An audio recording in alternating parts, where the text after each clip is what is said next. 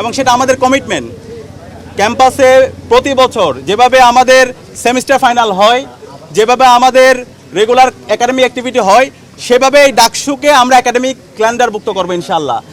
9 তারিখের পরে আবার পরবর্তী বছরে নির্ধারিত সময়ে যেন 9 তারিখে যেন ডাকসু নির্বাচন হয়, অথবা নির্ধারিত 1 বছর পূর্ণ হওয়ার পরে যেন ইস্তেহার ঘোষণা হয়, সেটার জন্য আমরা কাজ করব এবং এটা বিশ্ববিদ্যালয়ে একাডেমিক ক্যালেন্ডারভুক্ত হবে ডাকসু নির্বাচনটা সঠিক সময়ে এটা আয়োজন করা। একই সাথে আমরা বারবার বলছি আমাদের ঢাকা বিশ্ববিদ্যালয়কে আমরা একটা পূর্ণাঙ্গ একাডেমিক ইনস্টিটিউট বানাতে চাই। বিশ্ববিদ্যালয়কে যদি আমরা একাডেমিক ইনস্টিটিউট বানাতে চাই, তাহলে আমাদেরকে আমাদের গবেষণায় বাজেট বাড়াতে হবে। আমাদের শিক্ষক নিয়োগ যে প্রক্রিয়া আছে, সেই নিয়োগ প্রক্রিয়ায় মেরিটোক্রেসি এনশিওর করতে হবে। এখানে বিশ্ববিদ্যালয়ে আমাদের শিক্ষক নিয়োগ প্রক্রিয়ায় ডিপার্টমেন্টে যাদের ভালো রেজাল্ট থাকবে, যাদের একাডেমিক এক্সেলেন্সি থাকবে, তারাই বিশ্ববিদ্যালয়ে নিয়োগ হওয়ার জন্য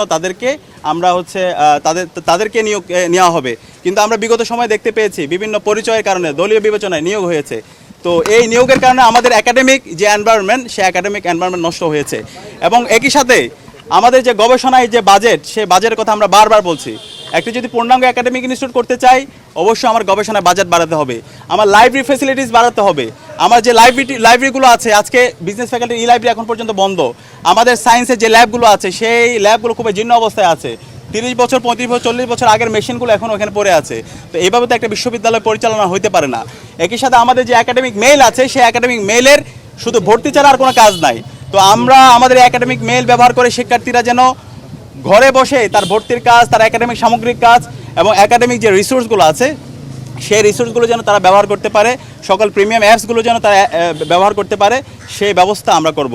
এবং একই সাথে আমাদের আবাসন সংকটের কথা আমরা বলছি। সেই আবাসন সংকট দীর্ঘমেয়াদী আবাসন সংকট যেন দূর হয়, সেটার জন্য হল নির্মাণ করার জন্য বিশ্ববিদ্যালয় প্রশাসনকে বাধ্য করা এবং প্রায়োরিটি বেসিসে আমাদের যারা ছাত্রী বোনরা আছে, নারীরা আছে, তাদের জন্য আবাসন সংকট নির্মূল করার জন্য আমরা হোস্টেল করার জন্য বিশ্ববিদ্যালয় প্রশাসনকে বাধ্য করব এবং আবাসন ভাতার ব্যবস্থা করব। এবং আমাদের খাদ্যের নিরাপত্তা, স্বাস্থ্যের নিরাপত্তা এবং উন্নত পরিবহন এবং access to career, first year থেকে একজন শিক্ষার্থী যেন তার ক্যারিয়ার ডিজাইন করতে পারে, সেটার জন্য আমরা কাজ করব। তো আমরা বিশ্বাস রাখি ঐক্যবদ্ধ শিক্ষার্থী জোটের যে অ্যাক্টিভিটি, সেই অ্যাক্টিভিটি এবং যে ইস্তেহার, সেটার উপর ঢাকা বিশ্ববিদ্যালয়ের শিক্ষার্থীরা আস্থা রাখবে এবং ইনশাআল্লাহ আমরা 9 তারিখ শিক্ষার্থীদের ব্যালট বিপ্লব দেখতে পাবো ইনশাআল্লাহ। এবং শিক্ষার্থীদের ম্যান্ডেট পেয়ে আমরা শিক্ষার্থীদের আকাঙ্ক্ষার স্বপ্নের ঢাকা বিশ্ববিদ্যালয় বিনির্মাণ করব। এবং সে কারণে আমরা আমাদের স্লোগান দিয়েছি, স্বপ্নের ক্যাম্পাস গড়ার পথযাত্রী, আমরা থামবো না। যে এই স্বপ্ন নিয়ে আমরা ঢাকা বিশ্ববিদ্যালয়ে ভর্তি হয়েছিলাম, এখানে চমৎকার একটা একাডেমিক এনভায়রনমেন্ট থাকবে, এখানে গবেষণার পরিবেশ থাকবে, লাইব্রেরি ফ্যাসিলিটিস থাকবে, আমার খাদ্যের নিরাপত্তা থাকবে, স্বাস্থ্যের নিরাপত্তা থাকবে, নারীদের জন্য একটা নিরাপদ ক্যাম্পাস হবে এবং আমার পরিবহনের আধুনিকায়ন হবে। সেই ধরনের একটি স্বপ্নের ক্যাম্পাস বিনির্মাণ না হওয়ার আগ পর্যন্ত আমরা থামবো না, আমরা আমাদের লড়াই চালিয়ে যাব। এবং সেই স্বপ্নের ক্যাম্পাস বিনির্মাণ করার জন্য সঠিক এক্সিকিউটিভ প্ল্যান বিনির্মাণ করা এবং সঠিক পলিসি নির্ধারণ করার জন্য আমরা বিশ্ববিদ্যালয় প্রশাসনকে বাধ্য করব। সবাইকে অসংখ্য ধন্যবাদ। আচ্ছা,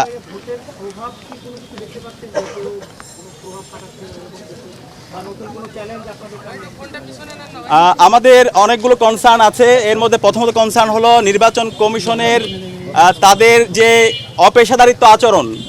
নির্বাচন কমিশন এখন পর্যন্ত কোনো ধরনের ব্যবস্থা গ্রহণ করতে পারেনি। আমরা অনেকগুলো অভিযোগ দিয়েছি। আপনারা জানেন, যেদিন থেকে আমরা প্রচারণা শুরু করেছিলাম, আমাদের নারী প্রার্থী সাবিকুন নাহার তামান্নার ছবি বিকৃত করা হয়েছিল এবং এই বিকৃতির সাথে যারা জড়িত ছিল, সেই ছবিগুলো আপনারা মিডিয়ার মারফতে সারা দেশকে দেখিয়েছেন। কিন্তু বিশ্ববিদ্যালয় প্রশাসন আজকে 2 সপ্তাহ পার হচ্ছে, কিন্তু এখন পর্যন্ত তারা কোনো ধরনের ব্যবস্থা গ্রহণ করতে পারেনি। আমরা বারবার বলেছি।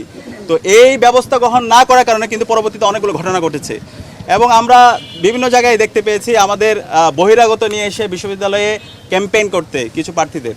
তো আমরা যে বলছি, আমাদের সবার ইস্তেহারে কিন্তু আছে, আমাদের এই ক্যাম্পাসকে আমরা নিরাপদ করতে চাই। সো নিরাপদ ক্যাম্পাসে যদি আমরা বহিরাগত নিয়ে এসে প্রচারণা করি, তাহলে তো এটা একটা সাংঘর্ষিক অবস্থান।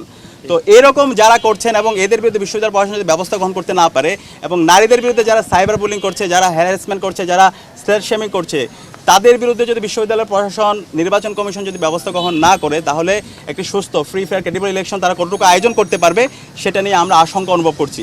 আমরা নির্বাচন কমিশনকে বলেছি যে অভিযোগগুলো এসেছে, সেই অভিযোগগুলো বিশেষ করে নারীদের বিরুদ্ধে যে অভিযোগ এসেছে, আমাদের প্রার্থীদের বিরুদ্ধে ক্রমাগত যে সাইবার বুলিং হচ্ছে, হ্যারাসমেন্ট হচ্ছে, সেটার বিরুদ্ধে যেন তারা যথাযথ ব্যবস্থা গ্রহণ করে।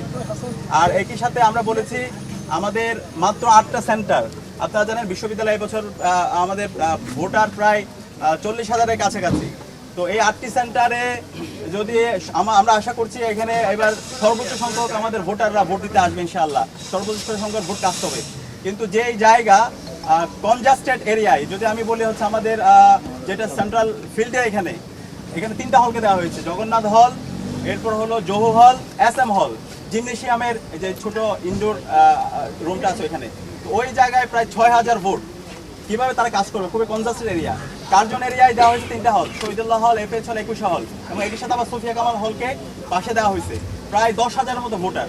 তো ওই কার্জনের মতো একটা জায়গায়, ছোট জায়গায় যদি 10,000 ভোটার একত্রিত হয় এবং প্রত্যেক ভোটারকে আবার 41টা করে ভোট দিতে হবে, তো এই অবস্থায় ভোটাররা কতটুকু স্বস্তির সাথে তারা ভোট দিতে পারবে সে নিয়ে আমরা আশঙ্কা অনুভব করছি। সেখানে আমরা প্রশাসনকে বলেছি তারা যেন আরও বেশি সেন্টার বাড়ায় এবং একই সাথে ভিতরে যে বুথগুলো আছে বুথগুলো যেন আরও বাড়ায় সেটার জন্য আমরা অনুরোধ করেছি। এবং একই সাথে আমাদের 2টা হল ক্যাম্পাসের বাইরে আছে আমাদের বোনদের, কুয়েত মৈত্রী হল এবং বঙ্গমাতা হল।